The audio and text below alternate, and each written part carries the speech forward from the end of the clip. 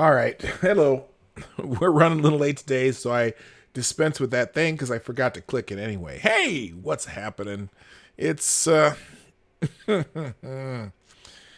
it's getting it's getting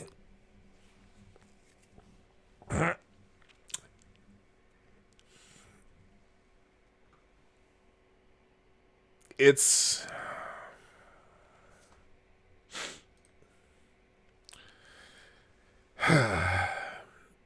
in the immortal words of Elvis Presley. Fuck it. Play the intro.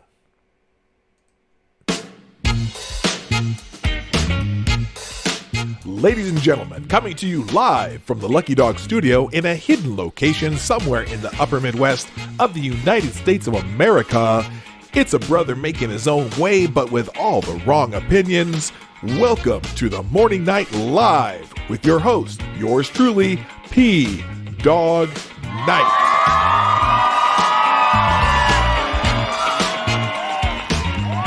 And stop the music. Good morning, everybody. Welcome to the Morning Night Live with your host, yours truly, PDawg Night, on this lovely Thursday, March 26th, 2020. Yes, we're in lockdown in the great state of Minnesota, or so to speak. Actually, technically, tomorrow. We have the governor of Minnesota decided to do this stay put order, which I think is, well, look, I'm not saying that you should disobey what the authorities are saying, but what we've been doing with all this social distancing, I think could still be effective. But they say they're putting in a stay-at-home order. Now, interestingly enough, neither of the things that I do outside of my house for income are affected by this. I'm in supply chain on one end where I do package auditing at UPS, and then I just for extra cash, I do delivery over the lunch hour. Although that business has been a little bit slow, but you know, it's is what it is, and I can't do anything about it. But some of the stuff that you read and hear, I go to people and I think, well, if you listen to me enough, you know some of the things that I say when people say, "Oh, you should have been doing this months ago. This should have been done months ago. You've had 3 months to prepare for this." Forgetting that 3 months ago, even this week, 3 months ago, we didn't even know that this particular virus transmitted from human to human. We didn't know. The World Health Organization did not know that. In fact, 4 months ago, the World Health Organization didn't even know that there was a new virus in the Wuhan province of China, or whatever, city of Wuhan, because China hadn't told the World Health Organization yet. They didn't tell the World Health Organization until December 31st is when they told the World Health Organization. And this virus, the earliest case that they know of in Wuhan, China, the earliest case they know of is from November 17th. So that precious 39, 30, 40, 40, 42, 43 days as this issue is happening in China, they never told the World Health Organization. Then on December 31st, they told the World Health Organization. 15 days later, the World Health Organization was kind of, the way they made their assessment seemed a little bit unconcerned, if you ask me. Because they said, well, yes, there are people that have died in China. 25 people had died by that time. January 14th, only 25 people had died.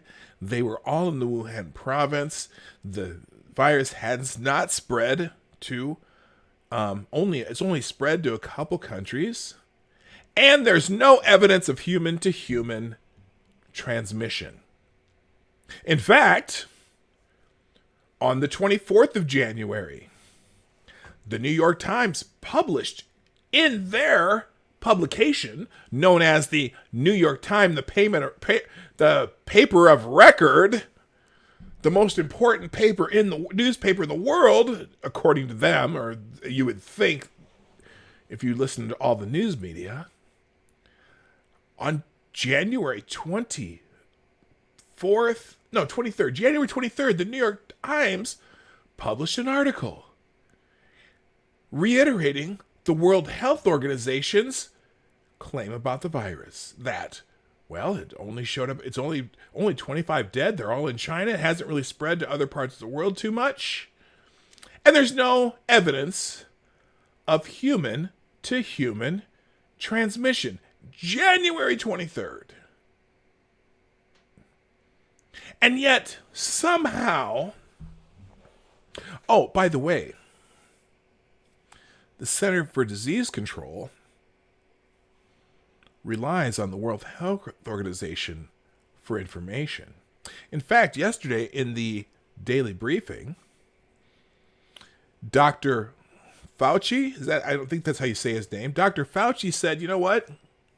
We have full confidence in the World Health Organization and the guy that's the head of it. Remember him, the dude from Ethiopia? I don't think the guy from Ethiopia, I can't remember his name. I'll look that up here. But I don't think he's a bad person. But I think they've made a huge mistake. But somehow, by the way,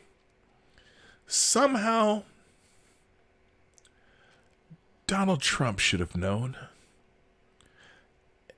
Donald Trump personally should have known. He should have enacted a plan based on information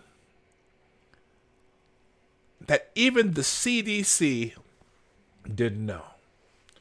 They should have already been prepared months ago. You had from the middle of December to prepare for this. Oh, wait. Nobody knew about it until December 31st. By the way, I do have my cup of reparations coffee. And now, as I go on Twitter, boy, there are a lot of armchair quarterbacks out there. Even we haven't even gotten to halftime in this game yet. And yet all these armchair quarterbacks all seem to have a tremendous game plan that, in their minds, started 3 months ago. They knew that 3 months ago what they would have done.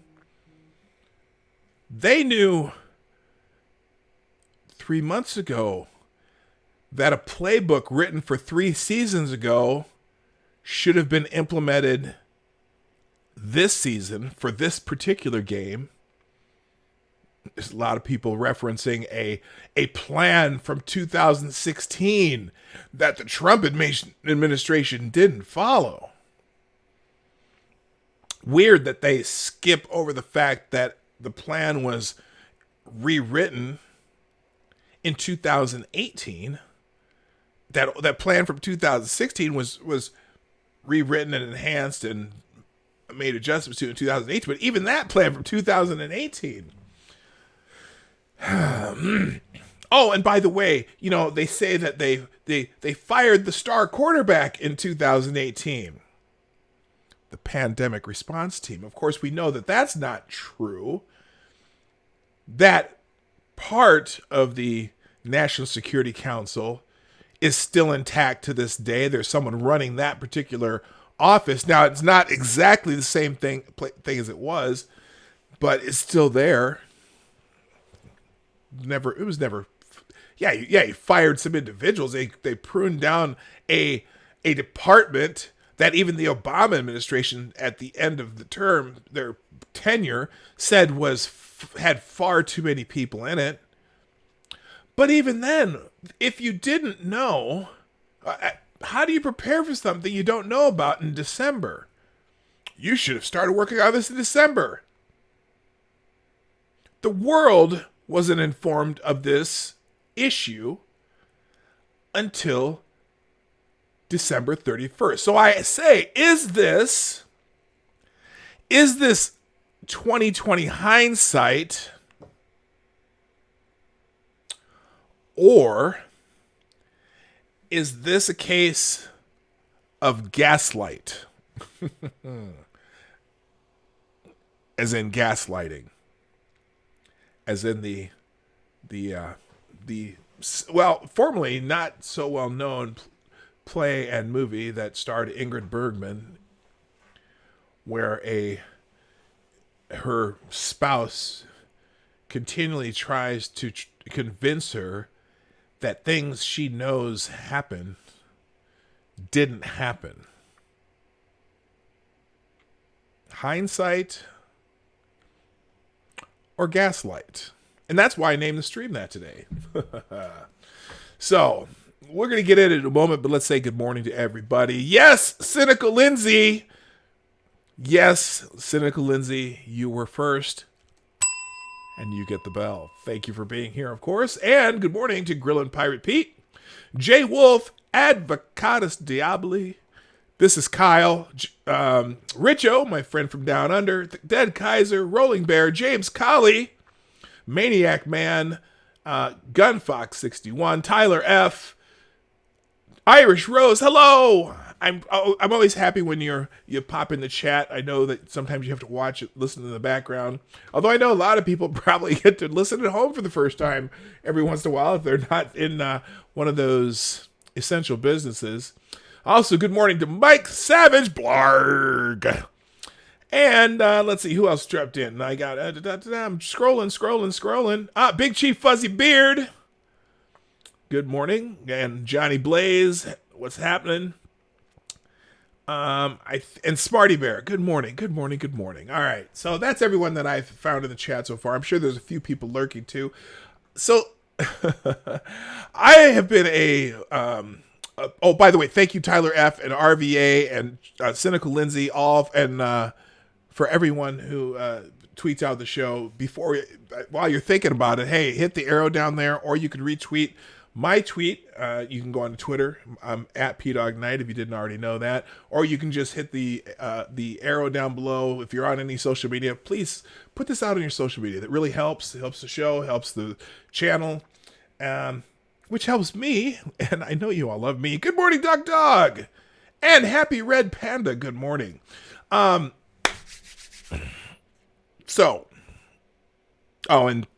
hit the like button if you like what we do, and super chats through Streamlabs, that right there, that website that I got down there, or it'll be in the chat, you'll find it, whatever, if you want to do that.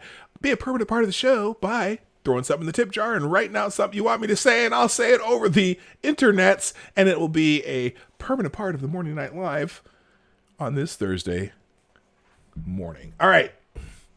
Or afternoon for some of you, or evening, or really early morning for some of you. Some of you on the other side of the international date line. It's Friday, but it's not Friday. Oh yeah! By the way, it's also FTG Thursday.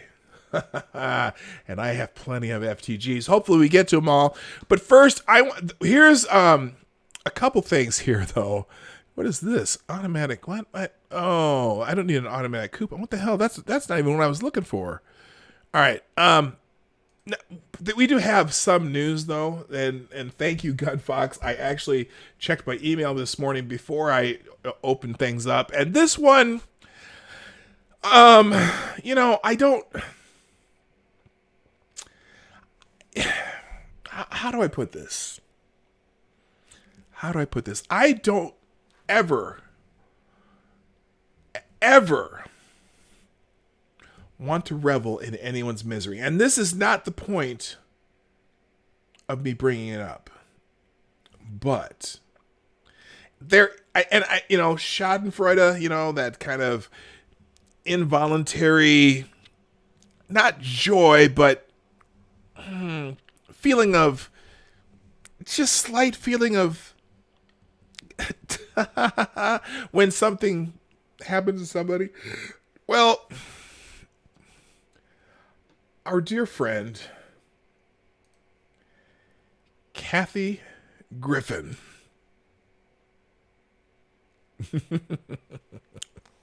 I just I just leave this hanging a little bit, just a little bit. Unfortunately and I don't want anything bad to happen to Kathy Griffin. However, she's a little bit upset with President Trump right now. And that's because unfortunately Kathy Griffin is in the hospital.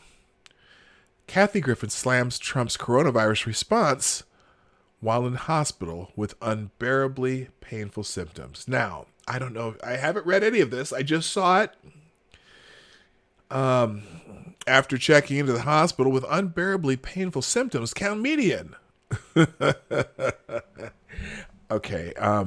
Yes, she's a comedian. And you know what?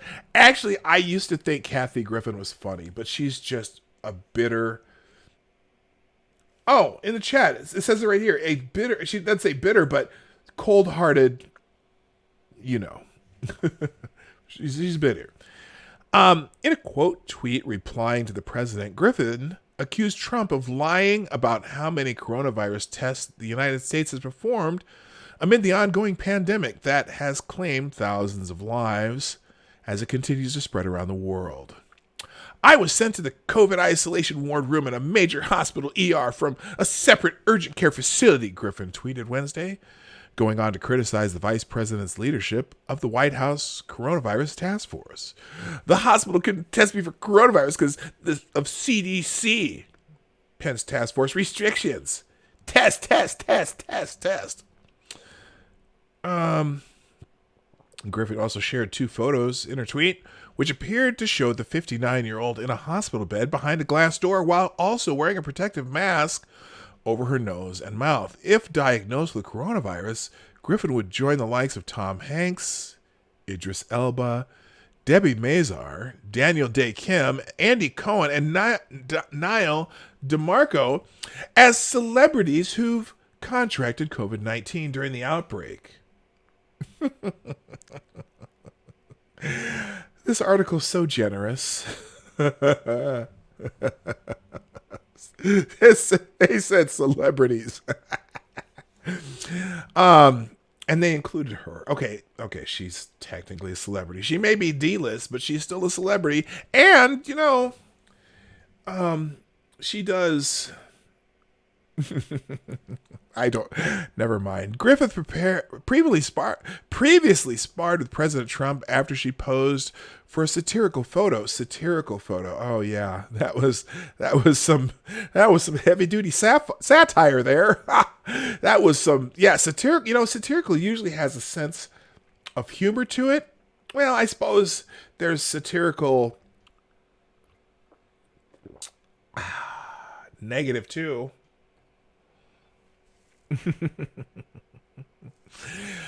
Holding a severed prosthetic head molded in the president's likeness, which led to intense public backlash and ignited a federal investigation. When reached, a representative for Griffin was unable to immediately confirm the status of Griffin's health, but Entertainment Weekly will update this post if new information becomes available. The White House did not immediately return our request for comment on Griffin's accusation against Trump. Now, look, if I'm in the White House communications office and we get a question from Entertainment Weekly wanting the White House to comment on Griffin's accusation, you know what I would tell them?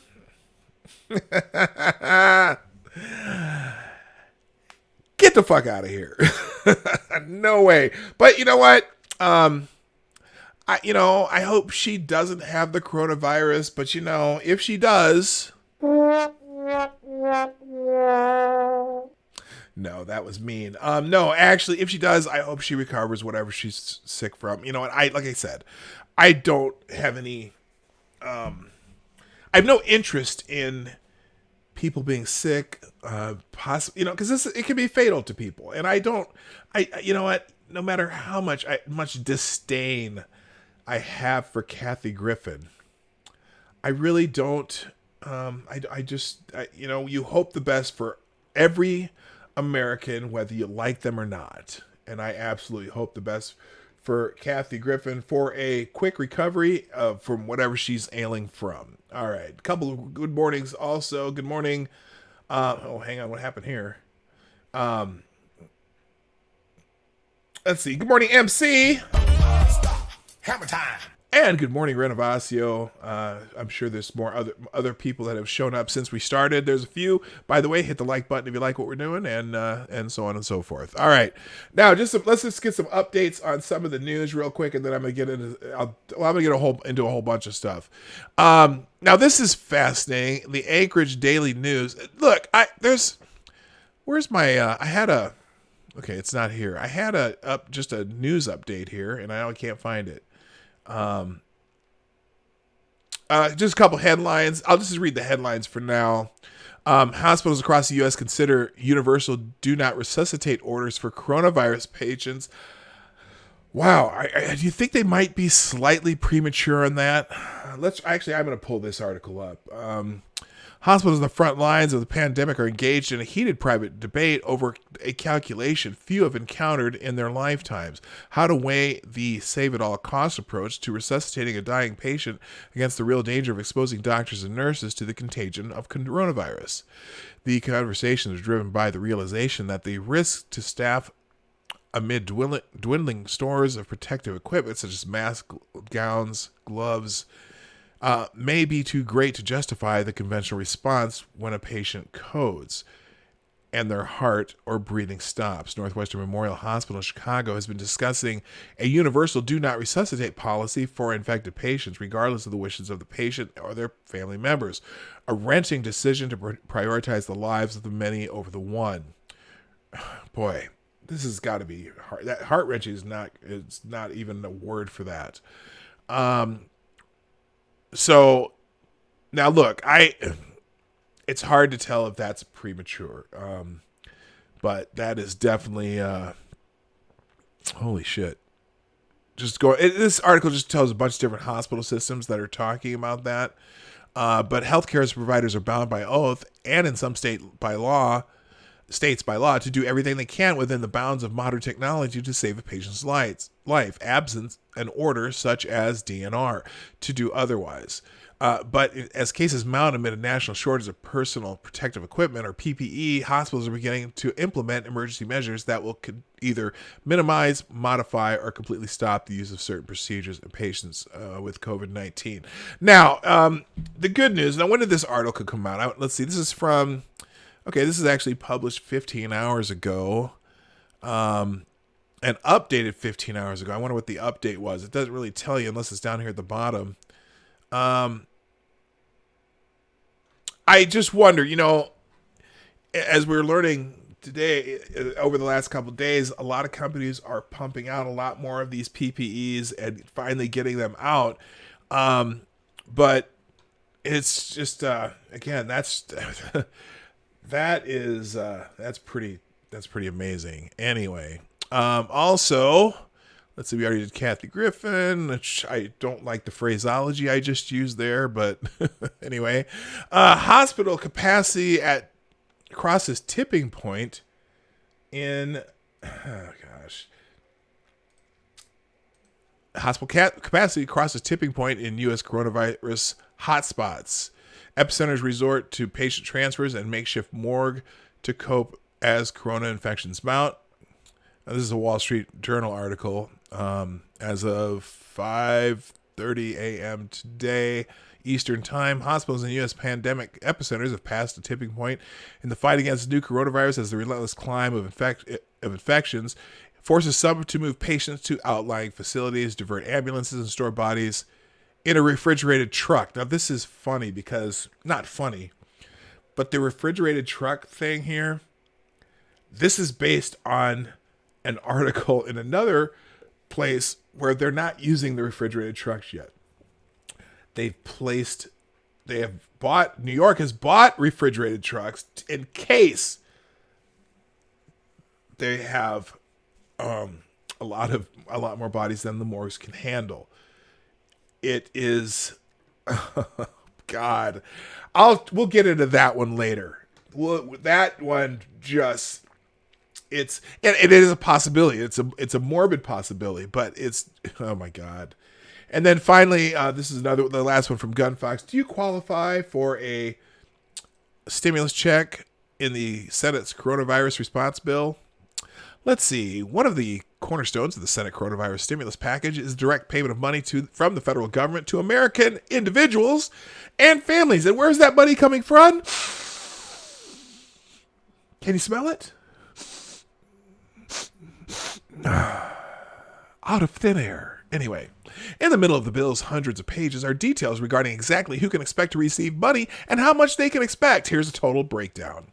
Who is eligible? The bill will make it clear that everyone's eligible except for non... Oh, by the way, the Senate passed this bill unanimously. Now, the Senate passing something unanimously is amazing because that doesn't happen a whole lot. Usually just on naming post offices and bullshit like that. But they passed this bill unanimously. And the bill went to the House. The House of Representatives yesterday went into session, and 3 minutes later, Nancy Pelosi ended the session. An emergency funding bill, stimulus plan, blah, blah, blah, blah, blah. They didn't even talk about it yesterday. In fact, what I'm hearing, apparently Steny Hoyer, earlier this morning or last night or whatever, said that they probably won't have any kind of vote on the bill until Friday. There's going to be plenty of shenanigans, and they probably I'm predicting. Here's what I'm predicting as far as this stimulus bill goes. There's going to be several members of the House of Representatives, because right now they're all remote right now, and they don't have any process for doing voting for bills remotely. Now, who knows if they'll come up with one? I doubt it.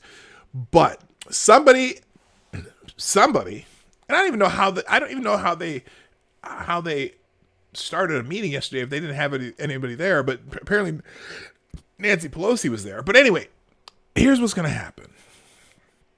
There's quite a few people on both sides of the aisle who are going to try to throw some monkey wrenches into the gears. Okay, and particularly, in fact, AOC has already said that she probably will do that. There's a couple Republicans who are saying they'll probably do that. And they're all going to want to put their little goodies in the bill again. Now, some of the ones that we talked about yesterday, like the Kennedy Center funding, right? They had $35 billion for the Kennedy Center. They got that down. They've reduced that. It's still in the Senate version just because they're trying to make tiny compromises.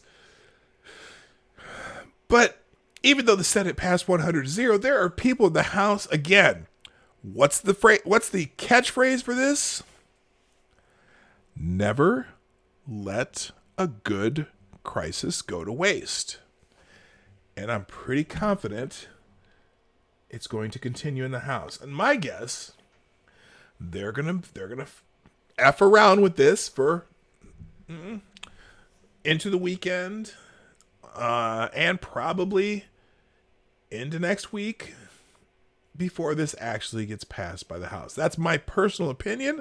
I don't know that for sure, but the only way they can do this on a vote in the House right now is by unanimous consent.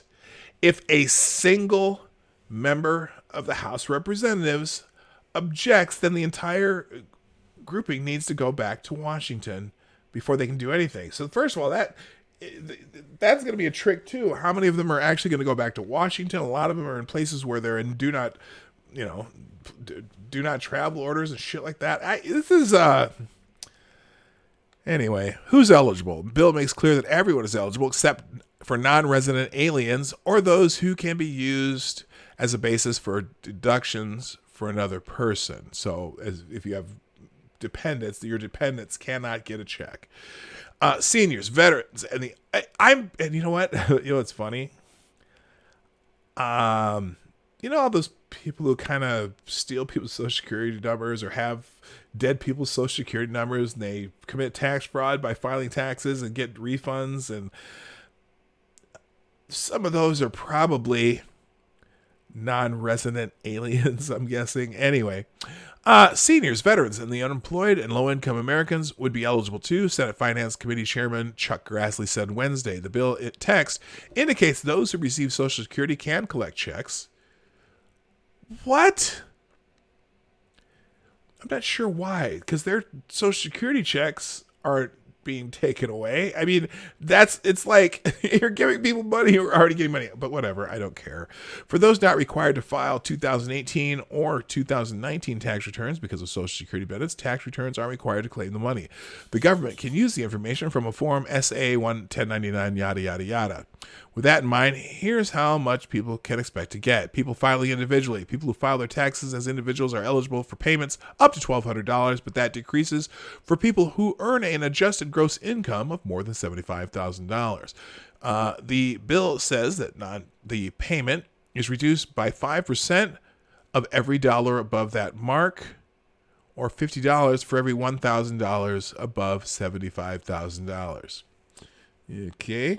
There's a lot of people who make $200,000 a year who live paycheck to paycheck too, but you know what? Whatever.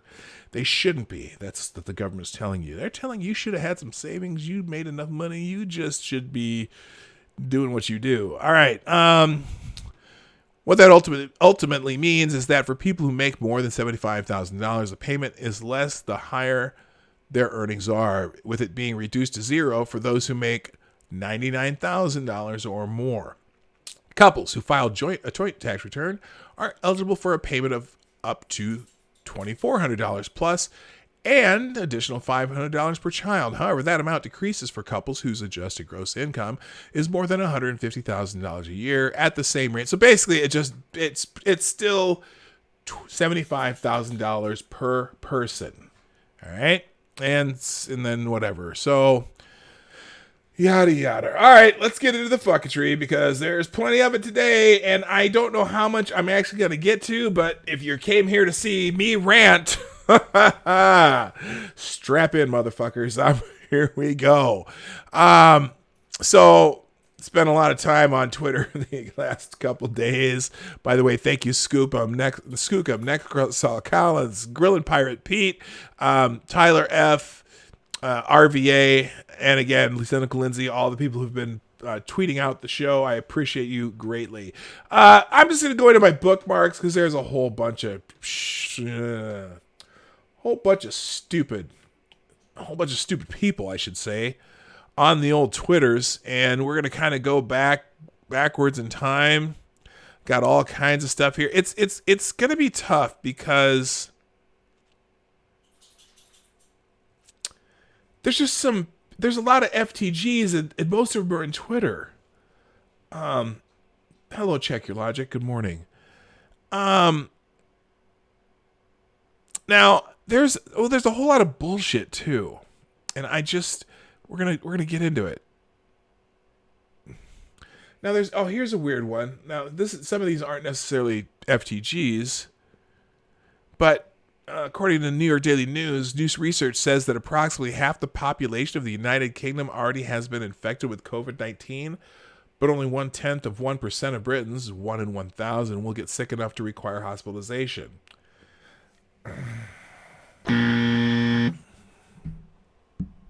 X to doubt. But that's near, let's see, Oxford University study. Now, it's funny because all these numbers about, remember there's some researcher at Harvard the other day was saying, there's a good chance that like 125 million Americans will catch this, and, about between 1.5 and 2 million people are going to die. And they've kind of gone back and looked at that. And please, FTG for whoever this professor from Harvard is, you can go ahead and put that in there. But what that study didn't say was if the coronavirus took hold in the United States and we did absolutely nothing, like nothing to mitigate it. That was in the fine print. Oh, if this happened and we did absolutely nothing, then about 2 million people are going to die. I'm going to let that sink in. as I take a sip of my reparation coffee. Good morning, Attack Alpaca. All right, let's see. Here we go. So this is Kathy Young, and she's one of those better than thou conservatives, kind of like the David Frums and what's the David French and Bill Kristol. Well, Kathy Young's one of those better than thou conservatives, better than you dirty on the ground conservatives. And she said, this guy was showing these tweets, right? Remember we showed this from the Washington Post, where on the January 24th, the Washington Post, why we should be skeptical of coronavirus is quarantine. February 1st, get a grip, America. The flu is much a bigger threat than coronavirus now. February 3rd, why we should be wary of an aggressive government response to coronavirus. And on February 3rd, also, perspective, how our brains make coronavirus seem scarier than it is. Well, certainly now they are all, what's the word? They're all super concerned now, but she says, well, this election meant to prove the MSN downplayed the dangers of COVID-19 is such a self-own with dates in red. These are mostly op-eds, unrepresentative of general tone even then, but also pro-Trump pundits were peddling this stuff months later. You dope, she says. Dope? Really? Now that's fascinating, because as I was now, do I have de Blasio? Where's de Blasio? Because well, you dopes. Where's de Blasio? I know I have these somewhere here. Because Mayor de Blasio himself. Oh, you know what? I think it's in my profile. Hang on here. Well, what was Mayor de Blasio saying even just a few days ago? Okay, those are the same articles. Oh, did I not bookmark these? Sometimes. Oh, maybe I put them. Oh, that's in the wrong tab here. That's why. Well, what was Mayor Bill de Blasio saying recently about coronavirus? I'm pretty sure that he was kind of downplaying it even more recently than that, right? Okay, where the fuck is it? I mean, as recently as March 2nd, Bill de Blasio was still telling people that they should be going out into the country, out into the bars and restaurants. Remember when they had the Chinese New Year in February, the Lunar New Year?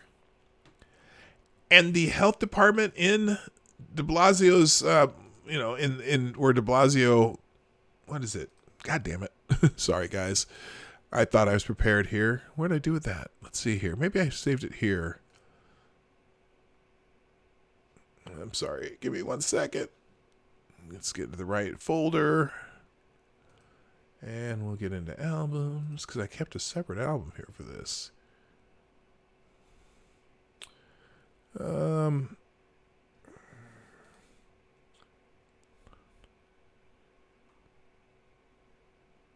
Where the hell am I? Oh, no. That's not good.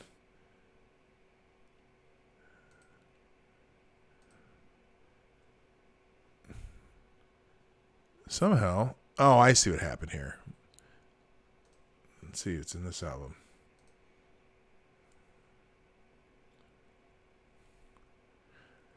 Sorry, gang. Sometimes things don't always work out the way you want them to, and that didn't work either. All right, forget it. We'll keep going. But anyway, Mayor de Blasio, even as in March, was still telling people, well, we need you to just go ahead and go to the restaurants and whatever. And guess what? New York City is the biggest hotspot in the world right now. So the idea, here we go. Here's the tweet right here. Look at this. Bill de Blasio. What's the date on this? March 2nd. March 2nd, 2020. Since I'm encouraging New Yorkers to go on with your lives and get out on the town despite coronavirus, I thought I would offer some suggestions. Here's the first through Thursday, March 5th. Go see The Traitor. If The Wire was a true story and set in Italy, it would be this film. Huh. Oh, no music. I forgot that too. We'll get the music on in a moment. Anyway, so now people on March 24th, also armchair quarterbacking, but still, this aged well. Great advice, Mayor. Get off Twitter and start doing your job or resign, which would be ideal. People aren't happy with the mayor. By the way, sorry guys, let's have a little music. Today we're going to do guitar music. It could be just about anything, but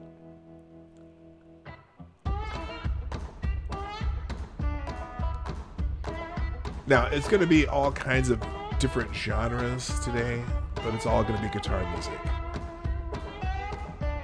It's kind of a down home feeling like I'm back in New Orleans on the corner listening to some old guy just play his guitar, right? All right, let's continue. Beautiful advice by Mayor de Blasio. Also, let's see here. Here's January. Now, it's funny because on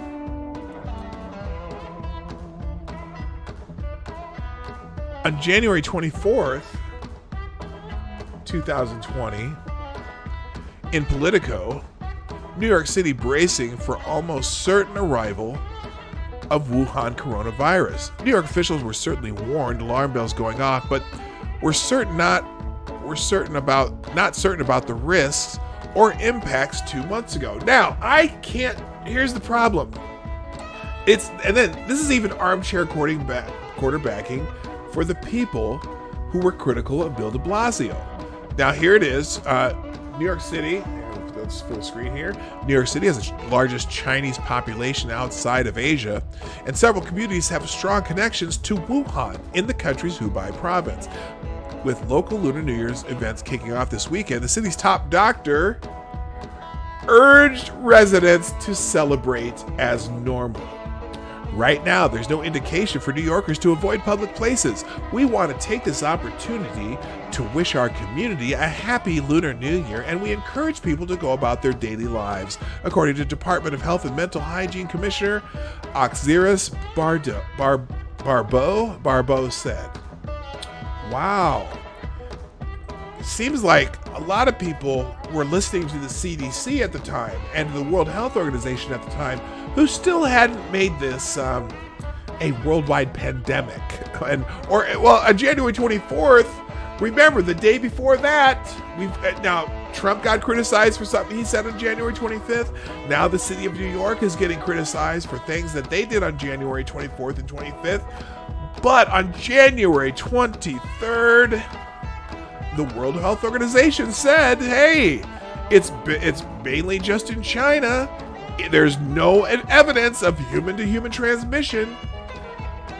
So I can't even tell these people that, even though now, because either the same people blaming Trump for the exact same problem, okay, I can't blame any of them because they relied on the information they were given. China via the World Health Organization. But in this case, yes, the statement borders on what they consider xenophobic. This is like, this is trying not to piss off your Chinese population in New York City, right? Because it was Lunar New Year. That's a huge celebration. We're not going to shut down a huge celebration if, even though there are plenty of people in that part of New York City who probably traveled there from, wait for it, Wuhan. Fascinating. All right, let's see what else I got here. Oh, by the way, so Bill de Blasio, who's one of Donald Trump's biggest critics right now, can we get an FTG for him? FTG, Bill de Blasio.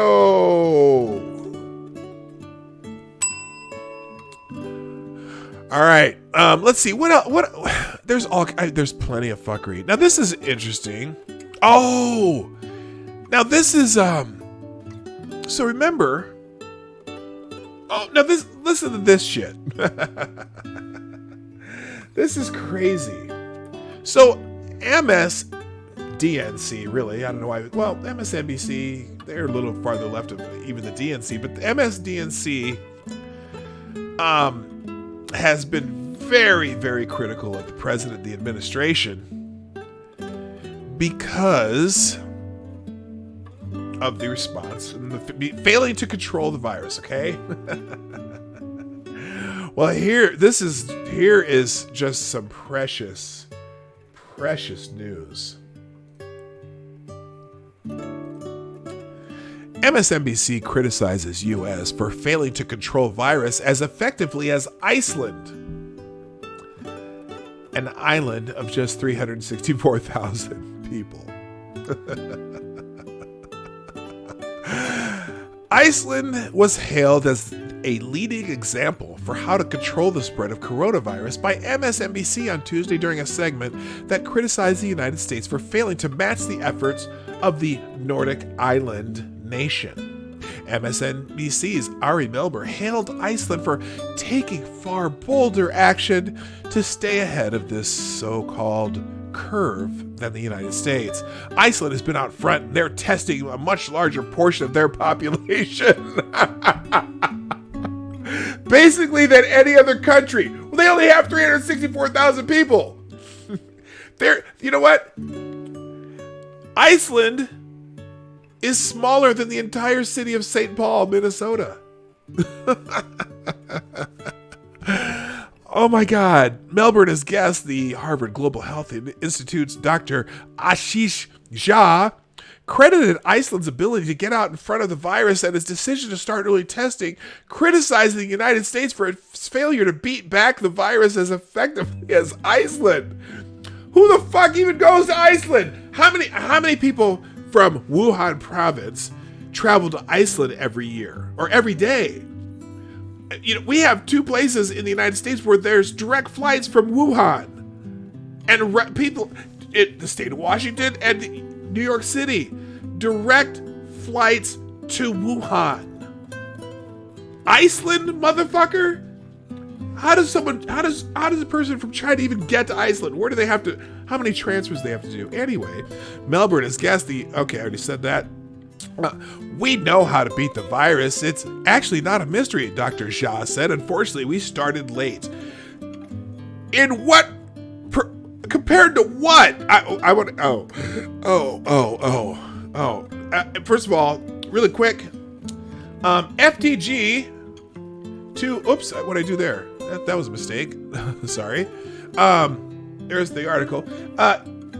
FTG, Ari Melber. FTG. What's his name? I'll just put Dr. Jha. Mentioned as only an aside was that Iceland boasts a population of just 364,260, about 0.1% of the 372 million people in the United States, and about half the population of Wyoming, the country's least populated state. Iceland also benefits from being a remote island, with its closest neighbor, Greenland, 186 miles swim away. Melbourne said the case of Iceland should make viewers in the United States question why the richest country on Earth failed to match the effort in Iceland, which according to the segment has managed to test more than 10,000 people, turning up 648 cases of the coronavirus so far. Holy shit. Did they even have, I don't even want to play the clip. Well, yes I do. FTG.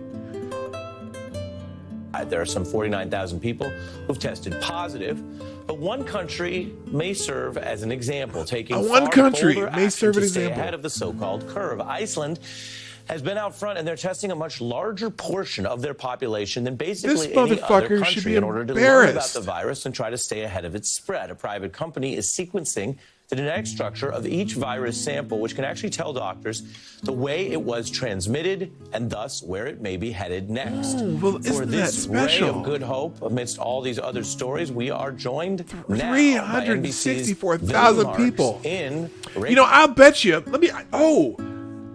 Now you know what? This would be interesting because Iceland, again, even though Iceland is an island, I wonder if we look at the data from the state of Wyoming, okay? Because, you know, I mean, Wyoming is a beautiful state, beautiful mountains and whatnot, but not a lot of people travel to Wyoming, right? How many people travel to Wyoming? I don't even know. So I would love to compare Iceland to Wyoming. Now, Wyoming is almost twice as large as Iceland population-wise, but still, that would be the better comparison. The entire freaking United States? I'm not so sure. Holy shit. All right, more. I got more. Yes, I do. Yes, I do. Holy shit, that's just I don't like using that word, but it's retarded. MSC Nicole Wallace. More MSNBC. MSNBC's Nicole Wallace says it's more difficult to hope Rand Paul recovers from coronavirus. Holy shit. Should we just watch it? Let's just watch it. Let's just watch this. Let's just watch this as soon as it pops up. Oh my God.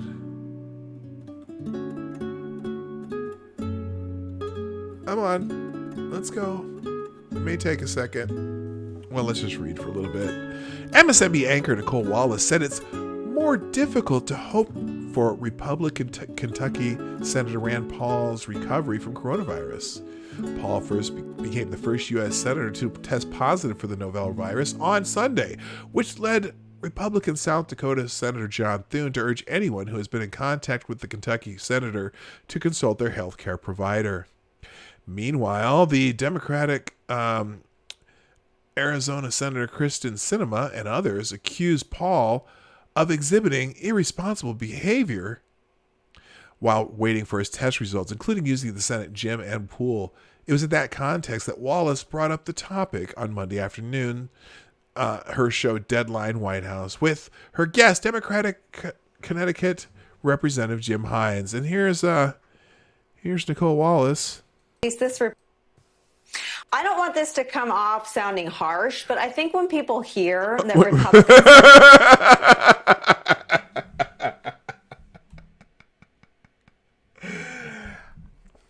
I don't want to sound the sound to come off as sounding harsh, but Senator Rand Paul submitted to a test and then swam in the pool that the gym was open. I know you're not in the Capitol, you're back in your district tending to the needs of your constituents, but what does it say that in the Capitol, at least this Republican senator didn't seem to have much regard for the health of the people around him? First of all, it wasn't after he tested positive.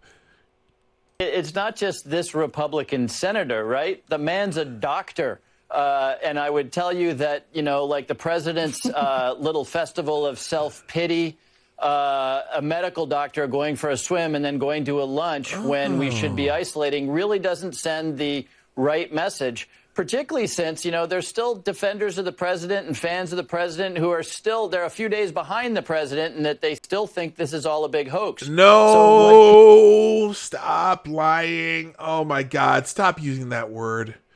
The only reason anyone thinks it's a hoax is because you assholes keep saying it over and over and over again. He never called the virus a hoax. You dickhead. People like... FTG. Rand Paul and the president do really matter to the safety and security of the people of this country. So I have no idea what Rand Paul was thinking, but at this point, I just hope And here it comes. He's okay. I think everybody hopes he's okay. I think not wishing anyone to be sick or to be exposed Whoa. What's she about to say? is a universal sentiment. But I wonder if that's just made more difficult. You've got two. Oh, it's more difficult, Nicole. Way to Go go. back to work, but yeah, I'm not going to take any politician. All right, enough of that. We'll move on. I know it's time for trends already, but I've got a couple more that I absolutely need to get to here. Holy shit. Let's see. Did you see this House Democrat? Oh, here's a good one. So there's now I'm not sure if David Harris, let's see, editor's note. All right, in case you're wondering why the Democrats are giving Republicans, apparently, let's see, House Democrat admitted they block legislation because we don't want to give the president a win. Oh, that's a flashback. Yeah, that's an old one. Never mind. We'll skip that. We already got New York City. Here's...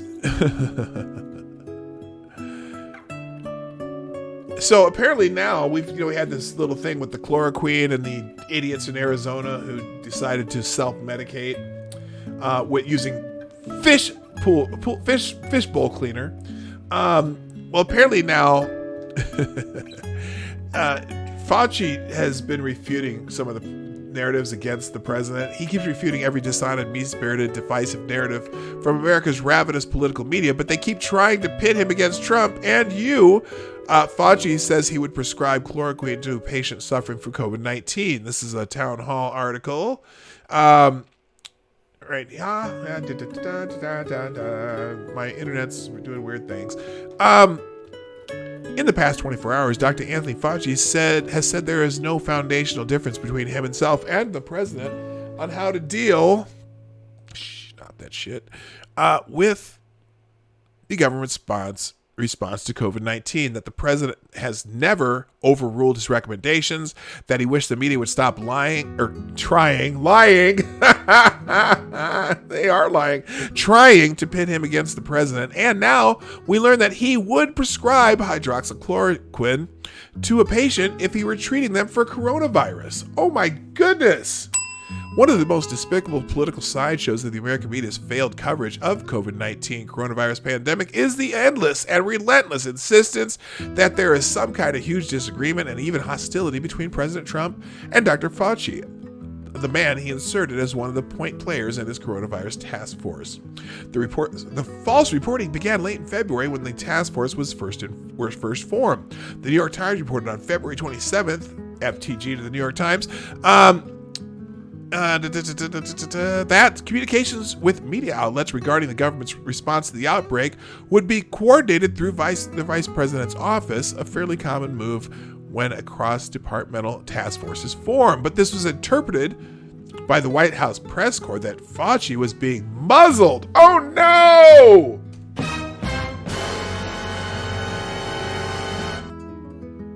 NBC News extrapolated the Times article into the despicable headline, quote, "Is the White House starting to censor public health officials?" 2 days later, at a press briefing coordinated by President Trump, NBC News attacked the president and accused him of silencing the good doctor who happened to be standing right next to him. I'm just going to ask you directly about this with regards to the flow of information. From the very beginning, you received a lot of criticism regarding that, asked an NBC reporter, in particular about Dr. Anthony Fauci. He is well-renowned in contagious diseases, and there were reports out there that he was being muzzled. Can you tell us that this widely respected expert, Dr. Fauci, will have every opportunity to tell us the truth? Jesus.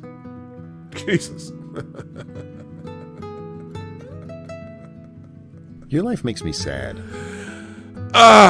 See how that works? Trump can't be trusted with telling us the truth. Will he let Fauci tell us the truth? Trump stepped away after correctly characterizing the reporter as very dishonest and allowed Fauci to direct it directly. I've never been muzzled, and I've been doing this since Reagan, Dr. Fauci responded. That was a real misrepresentation of what happened. But the in the Washington, D.C. parlor game of trying to sow dissension and chaos within a White House continued on a daily basis. Yesterday, Fauci, who we had been recently told was muzzled yet again, went on a bit of a media blitz. He told WMAL radio in Washington, D.C. that the president was doing a great job, that there wasn't any foundational difference in the foundational principles in attacking the virus, and that he wished the media would stop pitting him against the president. Then in Philadelphia, he talked with town hall columnist and morning host Chris Stigall about the very real hope of the hydroxychloroquine drug that has been a buzz recently.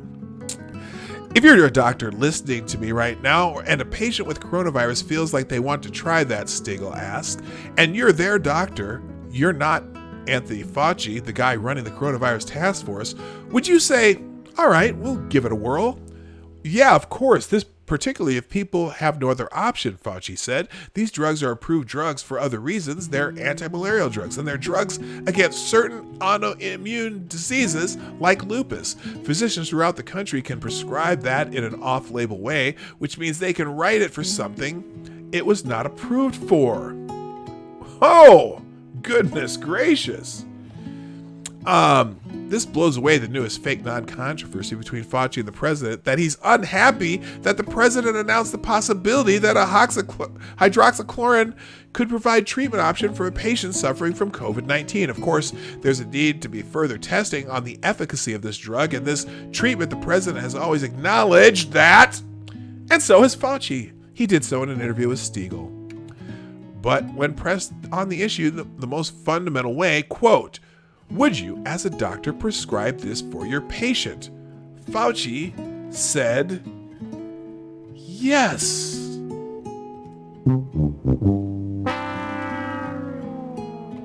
In the face of a global pandemic, the media couldn't possibly have a day go by without trying to bring down President Trump. The priority is to drum up some kind of invisible drama for political editors, writers, and producers to latch onto instead of providing sober, contextualized data for the readers and viewers. Okay, that's the end. That's not the end of the article, but that's the end for me, because it seems like we all seem to know that, isn't it? Isn't that true? All right. All right. Let's see here. Some of these, it's painful. It's painful. Now, the new one. So, oh my gosh. And here, someone named Rick Wilson. Ever remember Rick Wilson? You know that dude that plays the guy with the glasses in the Trailer Park Boys? Okay, it's not really him, but Rick Wilson tweets a couple days ago, I want to overlay TV viewership data when this is all said and done and see if the death rate shows any correlation with intensity of Fox viewership. Yes, this idiot really said that. However, oh, wrong button. Sorry, it should have been this one. Yes, I'm sure the Bay Area, Los Angeles, Seattle, New York City, and Chicago, and New Orleans are all Fox News strongholds. So maybe New Orleans has some, but whatever. And parts of Miami. Look, this shit is spreading all over the place. It doesn't care what TV you watch. It doesn't care if you live in a red or blue state. Clearly, the blue states on the coasts where people fly in directly from Wuhan are probably much more likely to have the problems. And it's also growing in Denver and small pockets of Texas. Those are cases as of March 20th. So FTG to Rick Wilson again. He seems to be a regular on our FTG days. In fact, he was the thumbnail last week. Let's see what else. Oh, this story. Oh, and then this asshole. Oh my God. So this is another another one that everyone's going to be talking about today, it was from yesterday, a story that's not getting enough attention. The White House has now. Oh, listen to this word. Listen to these words. Someone Blake, don't touch your face news, which I just touched my face. A story that's not getting enough attention. The White House has yet to release disaster funds for New York, California, and Washington State. Now oh my gosh. What's his name? Blake, whatever. Blake Hounsell says that Trump hasn't released disaster funds for New York, California, or Washington State. Oh my God, what the hell is he waiting for? Now, Blake Hounsell writes for this publication called Politico, right? And Blake Hounsell said the White House has yet to release disaster funds for New York, California, and Washington State, right? But then you look at the article. Trump hasn't yet released disaster unemployment funds. President Donald Trump approved 3 state disaster declarations during the past week, but not the sought-after disaster unemployment assistance.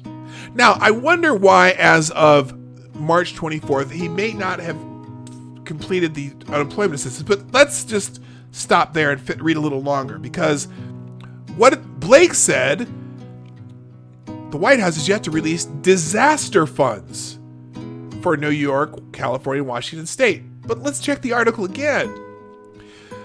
New York, California, and Washington all requested access to several aid programs provided under a disaster declaration, including disaster unemployment assistance. Okay. Disaster unemployment assistance allows workers who aren't eligible for traditional unemployment benefits, like Uber drivers and other gig economy workers, to receive 26 weeks unemployment benefits if their job loss is attributable to a disaster that eliminates their job or keeps them from reaching their job site. To receive disaster unemployment assistance or employment assistance, the state must be declared a disaster area by the president. The Federal Emergency Management Agency, which in conjunction with the Labor Department manages the program that disperses disaster unemployment assistance, said that federal emergency aid has been made available when the president issued the 3 major disaster declarations on March 20th. But disaster unemployment benefits arguably X to doubt, the most crucial funds freed up by the disaster declaration, really, I would think the actual disaster aid itself, not the disaster federal emergency aid, has been made available. What did Rick Blake say here? Has yet to release disaster funds. Right here in the article that he quotes from the publication that he writes for, federal emergency aid has been made available.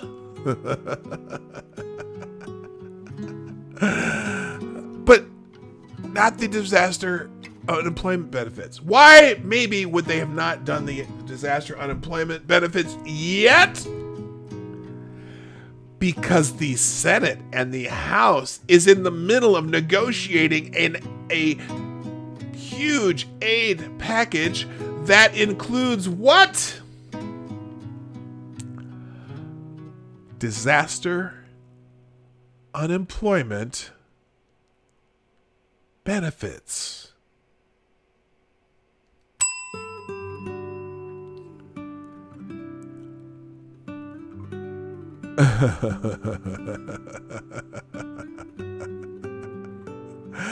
And right here in the article, it says, a senior administration official said the administration is holding off on approving requests for disaster unemployment assistance because it anticipates Congress will provide similar protections in the coronavirus stimulus package under negotiations. I am typing right now. Give me a moment. FTG Blake Council. Jesus.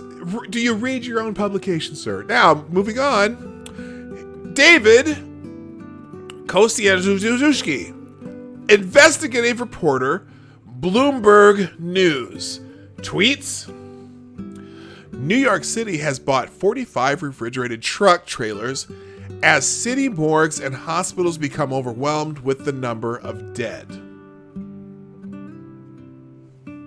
Wow, that's awful. They bought 45 refrigerated trucks as city morgues and hospitals become overwhelmed with the numbers of dead. And he links a Bloomberg article, a publication that he writes for. Let's click this publication and see what the story says. New York City has bought 45 refrigerated truck trailers, each capable of holding as many as 44 bodies. In case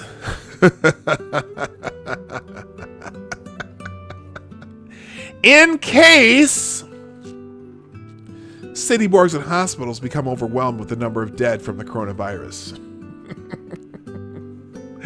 With the addition of refrigerated tents, the city will have the capacity to hold as many as 3,600 bodies, city officials said. Now, it makes me wonder if, what is this guy's name? His name is David Kosianzuski. David Kosianzuski. I wonder if he reads his own publication. Wait, what's that? Who wrote this article? David Kosianzuski.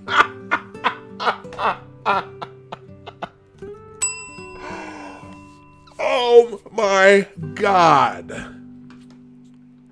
Now, he did read it with David. He wrote it with David Vierakos. And perhaps David Vierakos wrote the first paragraph of this article. I don't know. But does he? Oh my God.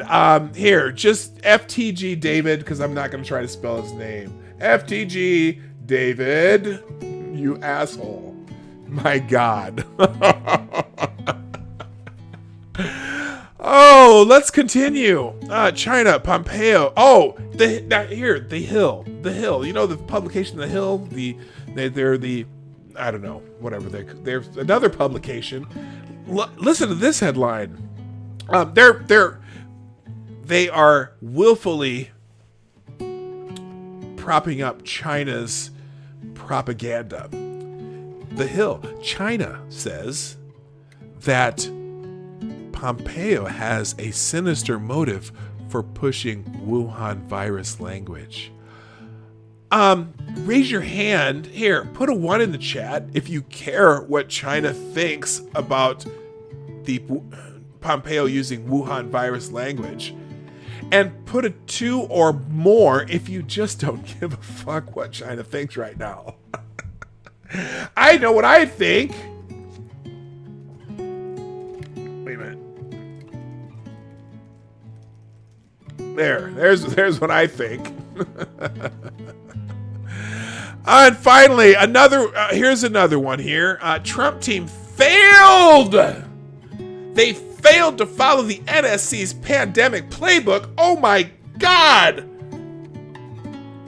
Well, that's a failure from the Trump administration, according to Politico. Let's see what they say here. Trump team failed to follow NSC's pandemic playbook. The 69-page document, finished in 2016, provided a step-by-step list of priorities, which were then ignored by the administration. The Trump administration, state officials, and even individual hospital workers are now racing against each other to get the necessary masks, gloves, and other safety equipment to fight coronavirus, a scramble that hospitals and doctors say has come too late and left them at risk. But according to a previously unrevealed White House playbook, the government should have begun a federal-wide effort to procure that protective equipment at least 2 months ago. Whoa! That sounds familiar.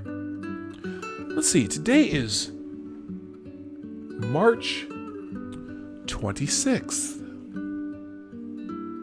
March 26th. No, the White House, March 20, so January 26th, huh? 2 days after the World Health Organization told us that there's no evidence of patient-to-patient, human-to-human transmission.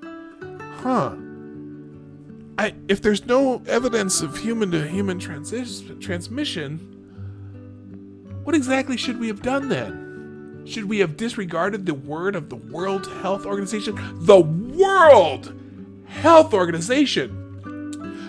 One of the organizations that the CDC, the Centers for Disease Control, relies on for information. Well, there's no human-to-human transmission. What are we doing here? Okay, now we should be monitoring how bad this is. But what, 2 months ago? Oh, I know. President Trump is the great Karnak.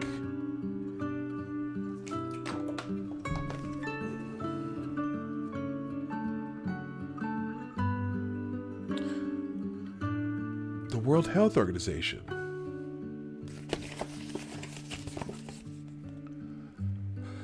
What is the organization that is giving us inaccurate information concerning the current COVID-19 coronavirus outbreak in Wuhan, China?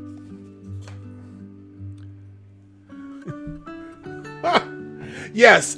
Now, I'm sure. Let's say that the Wuhan coronavirus, as of January 25th, which we at the time did not have any evidence of human-to-human transmission. Let's say all of a sudden, the president of the United States would have said, you know what? I don't care what they say. We're going to buy thousands and thousands of gowns and masks and equipment. We're going to make General Motors turn over their production facility to make ventilators. And we're going to, do thousands and thousands of these things. And because we're not going to take a chance, we're not going to listen to China. Could you imagine the howling there would have been? Of course, even when President Trump just did a simple move like restricting travel from China, what did they say it was? They said it was an overreaction. Let's see, the strategies that were among hundreds of tactics and key policy decisions laid out in the 69-page National Security Council playbook in fighting pandemics. Remember, hey. You also got to remember when this was declared a pandemic. Here's a quiz. What is the date the World Health Organization declared the Wuhan coronavirus, or whatever, COVID-19, whatever the fuck you want to call it? What was the date that they declared this was a pandemic? March 11th, 2020.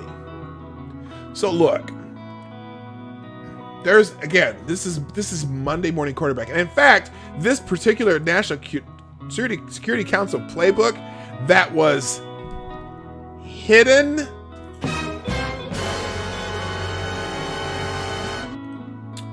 Remember, they rewrote this playbook in 2018. They had a whole new response playbook that they've been going on that really probably wasn't a whole lot different than the 69-page document that these fuckers are touting right now. Oh, no, there's a White House plan that they wrote in 2018. None of that would have helped any of us. It wouldn't have helped a goddamn thing, because as of January 23rd, there was no evidence of human-to-human transmission. And in fact, if they say, in fact, the Chinese didn't even notify the World Health Organization until December 31st that this was even a thing. The cases they found at the time started in the middle of December. On December 31st, they finally notified the World Health Organization. And then later they found out the first actual patient that they know of, who may not even be patient 0, contracted the disease, or was found on November 17th. Again, we lost 40 days before they even notified the World Health Organization. Another 30 days later, we didn't know that there was human-to-human transmission. And finally, on January 30th, 2020, the World Health Organization declared an emergency. Not a pandemic, but at least a health emergency. The January 31st, the President of the United States ordered that all travel from China be immediately denied, banned. And that's where we started. That's where... So anyway, FTG to Politico right now. They're just stirring up shit. Okay, the hindsight and and just fucking gaslighting. You know what? Do you not remember these dates? How come I know the timeline right off the top of my head and you fuckers don't even know the timeline? You all talk shit. Oh, should have done this 2 months ago. Should have done this 3 months ago. The pandemic plan should have been done. Again, it's armchair. Now look, this shit there would be no, the idea that there would be any difference between this now with a Hillary Clinton or a Barack Obama or a George W. Bush or a Joe Biden who doesn't even know his name half the time. Or Bernie Sanders, Medicare for all. Medicare for all would have helped this. You know what? Guess what, Bernie? In the 192 countries that this is happening in right now, a great deal of them have universal health care, and it ain't doing shit for them. It's not about health care for all. It's not about who the president is. It's about a disease that spreads with an alarming acceleration. Had to think of a word for that. So how about if everyone just fuck off pointing the fingers and let's see what we can do about alleviating the problem.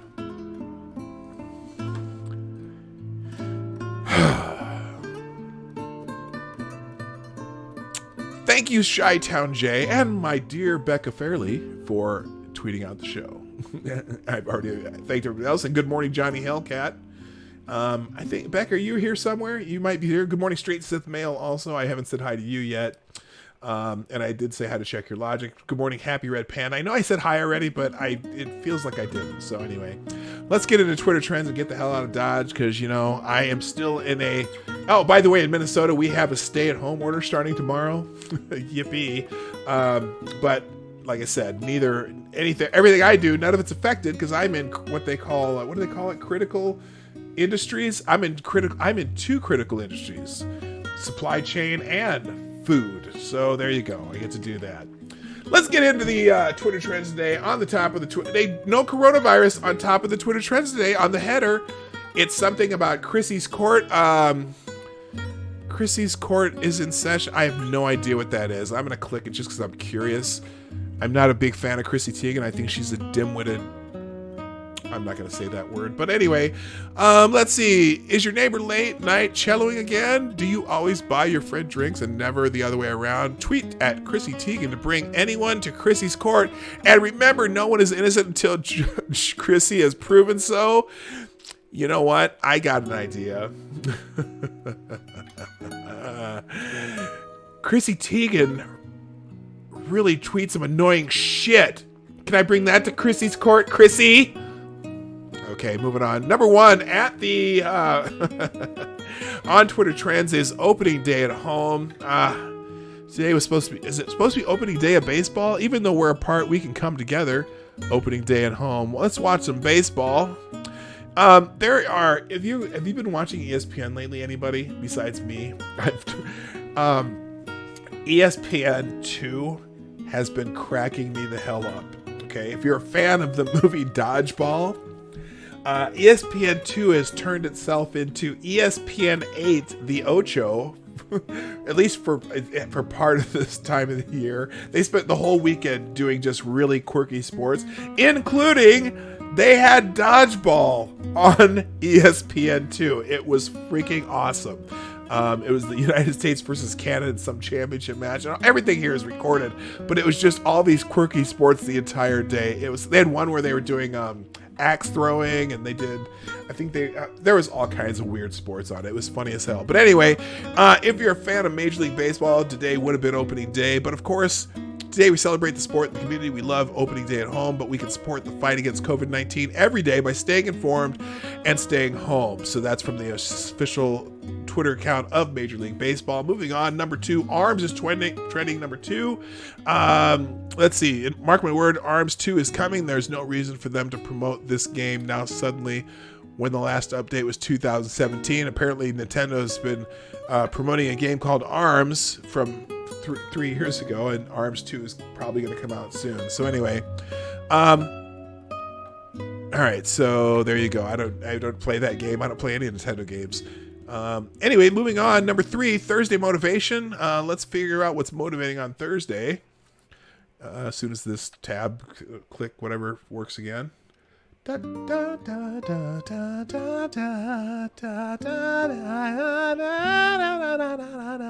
we go.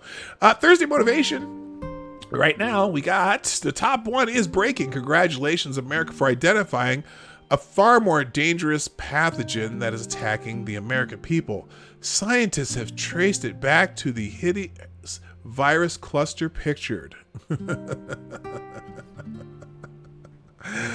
Oh, they put Mitt Romney in here with all the Democrats. There's Joe, there's Nancy Pelosi, there's that dude who, the first guy who was saying let's impeach him, Anti-Maxine, Bernie Sanders, Adam Schiff, Ocasio-Cortez, Alexandria Ocasio-Cortez, Jerry Nadler. I think that's Jerry there. You can't really tell, but okay. You know what? Right now,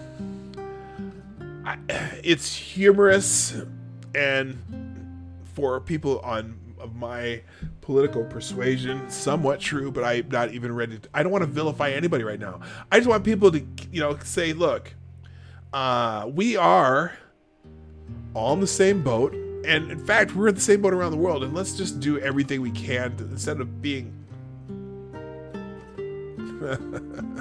after I have a whole show called FTG, being dicks to each other, and maybe we can just figure out how to get through this, okay? And that's all I got to say on that. Let's see. It's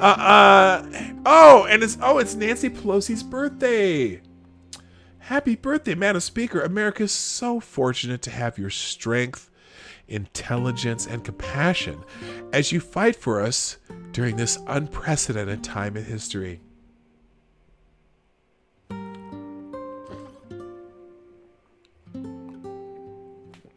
Well, thank you very much. I appreciate you telling me happy birthday. Here, let's have some real motivation, though, because that ain't it. Okay, everyone. Everyone has bad days. Apparently, what's going on here? There's a little wolf. Oh no! Oh, poor little baby. Oh, poor little guy. All right, that's not motivating. Come on. Congratulations, America. Yesterday, shelves were empty. And voila, today's shelves look like this. Capitalism at work. Did I mention Donald Trump is at 60% approval for handling coronavirus? Okay, come on. I appreciate that too. In fact, but is that toilet paper? Where the hell did he get that? I don't know. We bought it. My wife had one pack that she had just bought before the apocalypse, and it's 32 rolls, and we still haven't opened it yet, which is fine because we have plenty of toilet paper now. So we didn't have to go out and buy. Oh, by the way, the stores are all putting signs in their windows. They're not going to take any toilet paper back. They're not going to take any hand sanitizer back.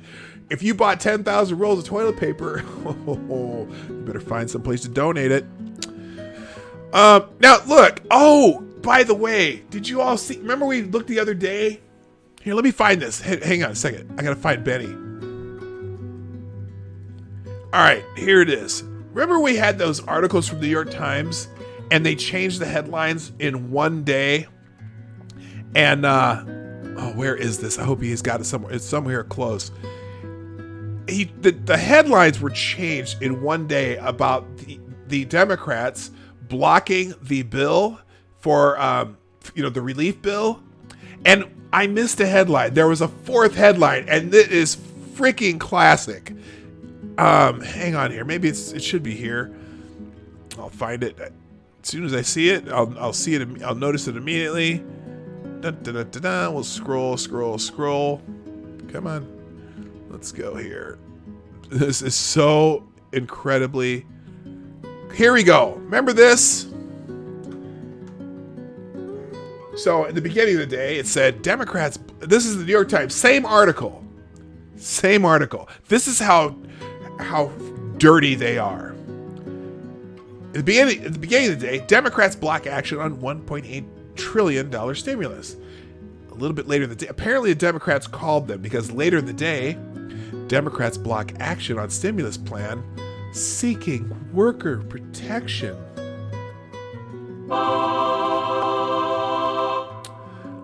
Later in the day, they changed the same article again to partisan divide threatens deal on rescue bill. Sounds a little more sinister, right? The very next morning, New York Times op-ed. Oh, I'm sorry. You can't see this, can you? Very next morning, New York Times op-ed. Democrats block action on $1.8 trillion stimulus. Democrats block action on stimulus plan seeking worker protections. Same article, changed the headline. Partisan divide threatens deal on rescue bill. Next morning, op-ed in the New York Times. Coronavirus bailout stalled, and it's Mitch McConnell's fault. By the New York Times editorial board. These fuckers aren't even trying. Good morning, Jen. These motherfuckers are not even trying. They are so dirty. It's amazing. It is amazing. The Democrats got to the New York Times editorial board and said, you know what? You need to find a way to make this their fault.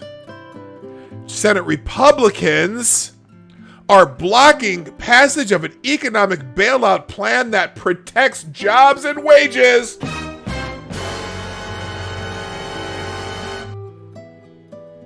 They're so fucking dirty.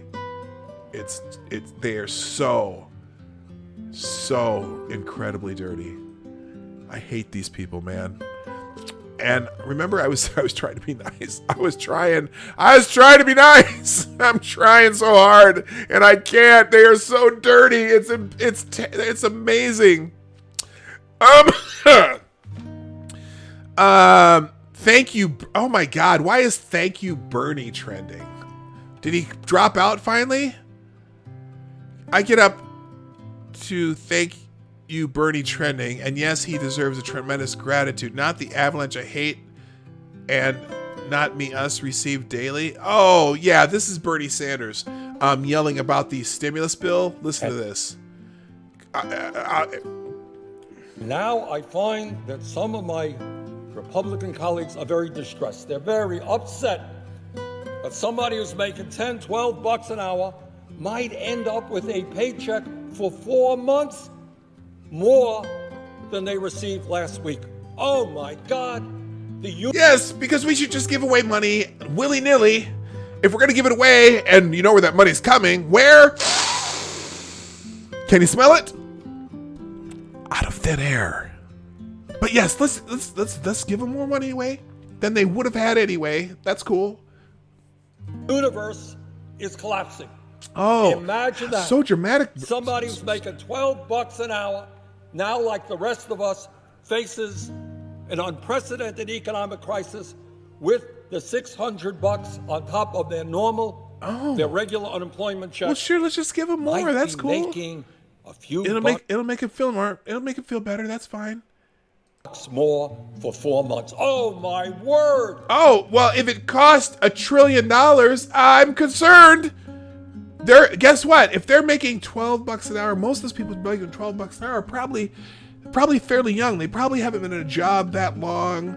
And so if they're making $12 an hour minimum wage or whatever low wage, they're probably in the future they're going to be making more wages. But this deficit, this $22 trillion we have in debt, they're going to be the ones helping to pay it back. But that's okay. We don't have to think about it now. Let's just do it. Let's just, yeah. And I'm not a fan of the whole stimulus package anyway. But still, if you're going to do it, well, I got an idea, Bernie. Let's give them 5 times what they would normally be making. That would be better, right? Let's just give them more money. We'll just print more money, and we'll give them even more. Okay, let's give them 5 times as much. Is it okay to be concerned about anything about this, Bernie? I don't like whatever. Will the universe survive? Yeah, sure it will, Bernie. How absurd and wrong is that? What kind of value system is that? Meanwhile, these very same folks had no problem a couple of years ago voting for $1 trillion in tax breaks for billionaires and large profitable corporations. Whoa.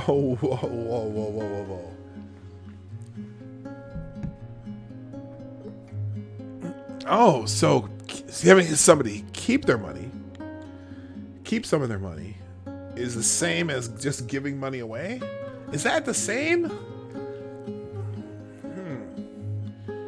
As if that $1 trillion or whatever you're talking about in tax break belonged to the government. And it seems like the tax revenues kept going up anyway because there were a lot more people working because these businesses that got some tax break were able to give it back. I know that I got a raise after those tax breaks because of the tax breaks. Just saying, Bernie, it's not a problem. But when it comes to low-income workers in the midst of a terrible crisis, maybe some of them earning or having more money than they previously made, oh my word, we got to strip that out. Got to tell those poor people that no matter what. By the way, when the McConnell bill first came up, unbelievably, and I know many Republicans objected to this, they were saying that, well, we want to give whatever it was, $1,000 or $1,200, but poor people should get less. You see, because poor people are they don't deserve. You're a lying dog-faced pony soldier. No. They just less, because that's how unemployment benefits work. Because it's based on what you make. But just They don't pay rent. They don't go to the doctor. They're somehow inferior because that was so everybody is going to get the $1,200. Okay, so that's why Thank You Bernie is trending. They're thanking him for this wonderful speech on the floor of the House. What we need is $2,000 a month to everyone until the crisis is over. Medicare for all, paid leave, unemployment for all, canceling student debt, and no corporate bailouts. Bernie Sanders is right. We bail out people, not corporations. Thank you, Bernie. Look, fine. Let's do that. Let's do all those things you said there and see how many businesses stay alive. Let's just take money from somebody else, give it to you for no reason. I mean, I get figured out the medical stuff. Yeah, we got to figure that out, but this ain't it. This ain't it. Oh my God. Thank you, Bernie, for and an unemployment here's one. Millions of struggling little people cheering this morning. Thank you, Bernie. But then this says, an unemployment provision added to the Senate bill by Vermont Senator Bernie Sanders would see laid off workers receive 100% of their salary, up to $75,000 a year, with tipped and gig and economy workers covered. Bernie Sanders is a hero?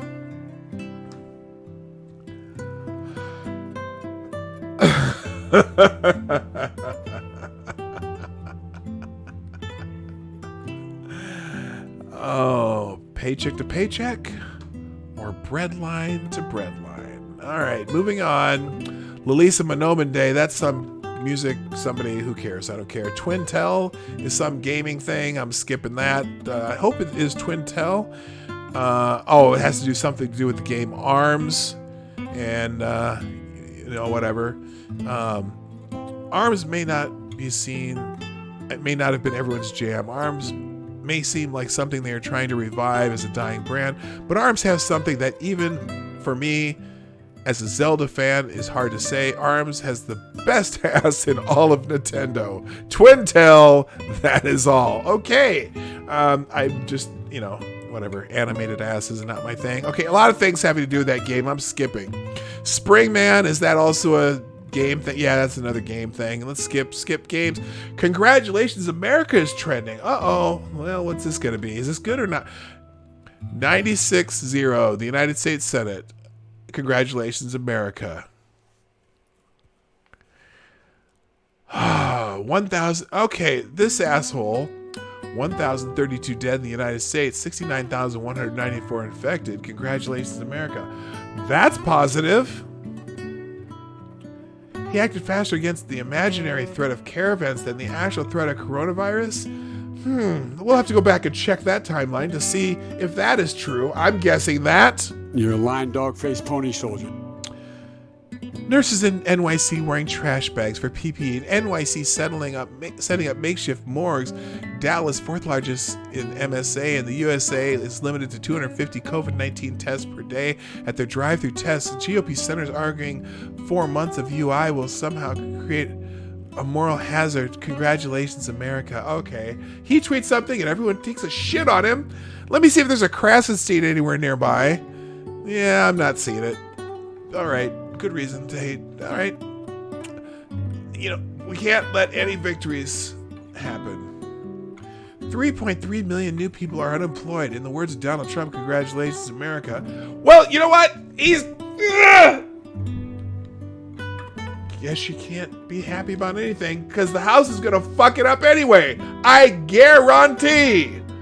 Moving on. If Trump tweets it, it will trend. Ribbon Girl, that's something else. Panda Dragon, Triscuits. Triscuits? Why the fuck are Triscuits trending? But why are Triscuits called Triscuits?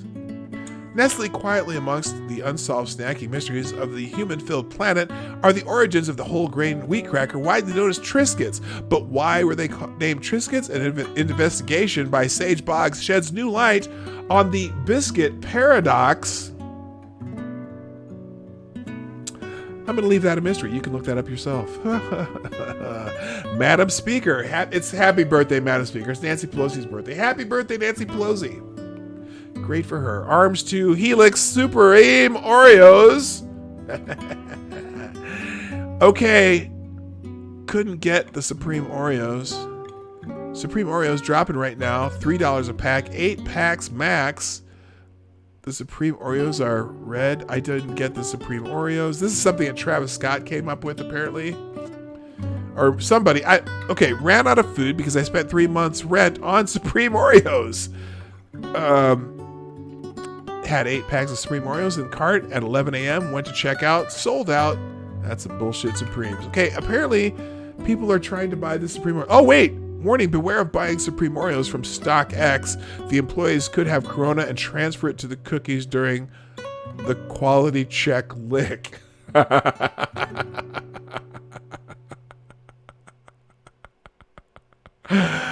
Okay, that's it for today, guys. Yes, there is one more. Max Brass. I'm guessing it has to do with some game, though. Yep, there it is. Crownless played Ultimate before all of us. He did F Smash, Spot Dodge, Fist Smash, did Max Brass 2017. That has to do with the ARMS game, which is trending. All right, gang. It's that time!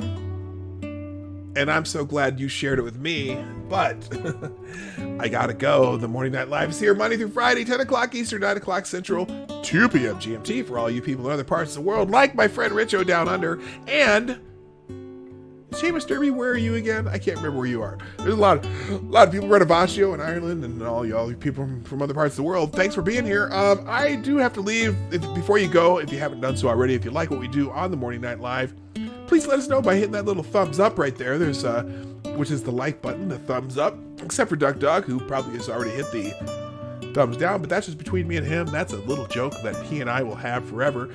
Also, if you would be so kind to share this stream, share the show with people whenever you come and whenever you go. Put it on social media. And if you're watching a replay, please leave a comment in the comment section down below so that I can acknowledge you. A couple of you do that quite often. Struggling Paradox, for example, always watches a replay and drops a comment, and I really appreciate that kind of stuff. So please do that. If you'd like to support the show, the channel, then PDawg Night, me, you can do that through the PDawgNight.live link in the description down below, that website right there. And I think that's it. Is that everything? If you're not subscribed, subscribe, hit the bell so that you get notifications. Twitter, mine, Scab, at PDawg Night. There you go. I did all the promo. Again, thanks for being here, but I do have to go. Thank you, thank you, thank you. My name is PDawg Night, and I'm out of here. Have a great day. Bye-bye. Hey, this is PDawg Night, and thank you for watching today on the PDawg Night channel. If you have an observation or remark you'd like to make about this video or my channel, I absolutely welcome you to write it in the comment section down below. I really look forward to hearing from you. And before you go, if you like what you saw but you're not already subscribed, please make sure you hit the subscribe button and definitely click that bell that pops up afterward so you'll be notified when I post new videos or when we go live. I broadcast my live show, The Morning Night Live, Monday through Friday at 10 a.m. Eastern, 9 o'clock Central. A special thank you to all supporters of this channel who share our videos on social media and who make donations through the Streamlabs link, which is also in the description down below. Thanks again, and until next time, I'm PDawg Night, and I'm out of here.